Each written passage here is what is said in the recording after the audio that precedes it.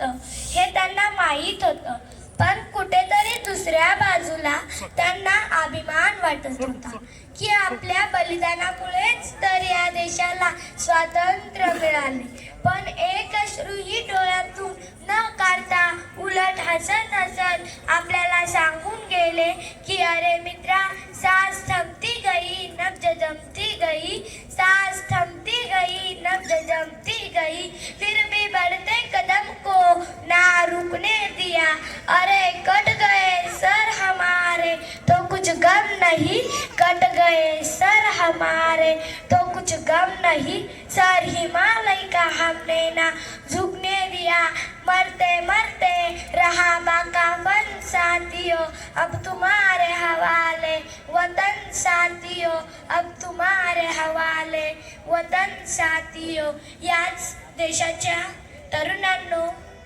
या देशाच्या वीरांनो, आता हे देश, हा देशाची मातृभूमी तुमच्या हातात आहे. आता हे वतन तुमच्या हातात आहे, त्याला तुम्हाला फुलवण्याची गरज आहे. अरे मित्रा, आता आपल्याला स्वातंत्र्य टिकवण्याची गरज आहे हे भगतसिंग आपल्याला जाता जाता सांगून गेले. आणि त्यांच्या बलिदानामुळेच तर या देशाला स्वातंत्र्य मिळाले. अरे मित्रा, खरं तर 150 वर्ष इंग्रज सत्तेने भारत मातेला छळले. 150 वर्ष इंग्रज सत्तेने भारत मातेला छळले. घालवण्याही जुलमी सत्ता रक्ताचे पाट वाहिले. आनंदाने निगड्या छातीने कंठात गोळ्या कुणी झेलल्या. वंदे मातरम मातेसाठी फाशी यांनी घेतल्या. वंदे मातरम मातेसाठी फाशी यांनी घेतल्या. अहो अहो, कुणी कुणाला कसा जाब विचारायचा? ज्या महापुरुषांनी जीवाचं रान करून राज्यघटना निर्माण केली, आम्ही त्यांची जयंती सुद्धा साजरी करू शकतो. पण खरं तर आपल्याला लाज वाटायला पाहिजे, पण ती लाज सुद्धा आपण कोळून पेलो.